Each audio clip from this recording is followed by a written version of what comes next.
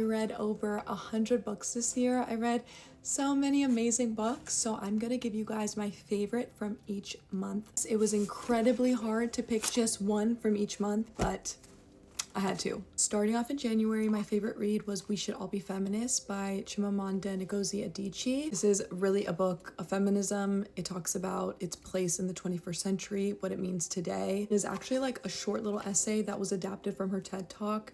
She talks all about what feminism means. She offers the reader her definition of feminism, which is included in inclusion and awareness. She talks about her experiences and really hits home on why we all should be feminists. Definitely a book that every single person needs to read. Okay, favorite book from February was Eudaimonics by Warner Gimnez. This book made me feel so good while I was reading it. This book offers you 22 habits of the happiest people. It is based in Stoic philosophy, draws a lot of wisdom on past intellectual figures like Aristotle. He provides studies and personal experiences of these 22 habits, talking about how we all possess this power to be happy, but it's about unlocking it. There are these super cool drawings inside, and I just loved the illustrations also. A favorite from March was Love and Leukemia by Amanda Sundberg Halverson. This book was a tearjerker. It had me in absolute tears. It was such a beautiful story. It is a true story about Amanda falling in love with Lars, who was her husband, who was diagnosed with leukemia and ended up passing away. This is their love story and really follows them through his battle with cancer. It was such a touching and personal read. I really felt so grateful to even be able to read this story because it's such a personal story. Not only was it such a beautiful story of how they fell in love, this book really captures the essence of community and family and friends and how it can really pull you through the hardest of times. I'm just very grateful to have read such a personal and raw story and to get to know Lars through Amanda's eyes. Favorite from April was Good People by Gabrielle Relich and Lucia Nell. This is described as stories from the best of humanity, and that's exactly what it is. This is 101 life-affirming stories picked by a community of millions, a story on each page proving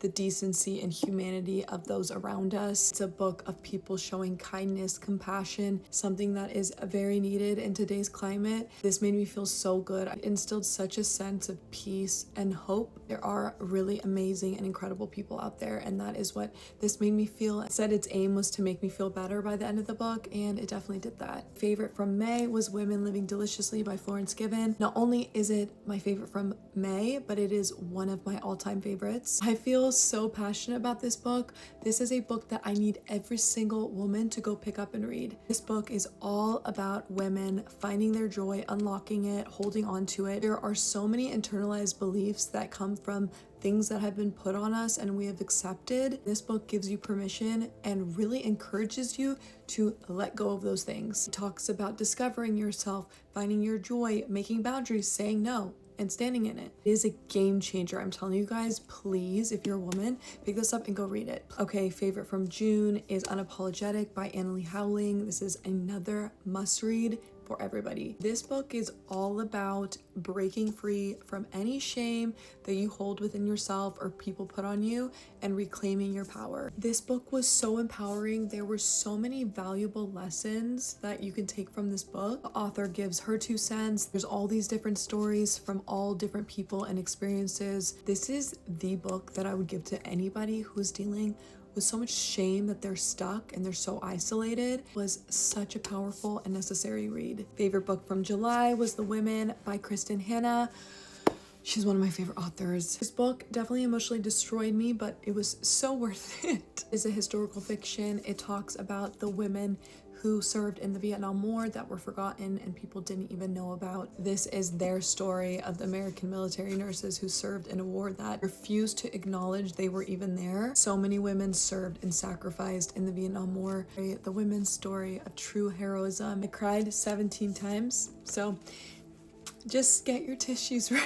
Okay, September's favorite was Let the Games Begin by Rufaro Faith Mazarura, and I love this book. This was the perfect summer romance read. It took place in Greece. It was Oh, I miss summer. Follows Olivia, who takes her dream internship at the Summer Games in Greece. She meets Zeke, who is the star runner athlete of Team Great Britain. So sparks fly. This is their romance of them falling for each other, but like this tension. It was funny, it was relatable, it was joyful. I read it on the beach. It literally was perfect. Favorite from October was The Orphanage by the Lake by Daniel G. Miller. I was in mood for some like spooky vibes. This did its job. Follows this girl who goes missing from this orphanage by the lake. So a detective comes in and her job is to find this missing girl. While she starts investigating, some things start popping up and she realizes this is not the first girl that has gone missing from this orphanage. Guys, I was sat. Like, I read this in one sitting. I could not put it down. I was just hooked. Definitely recommend for like a fun, easy, spooky read. Favorite from October was Close Protection by Eden Victoria.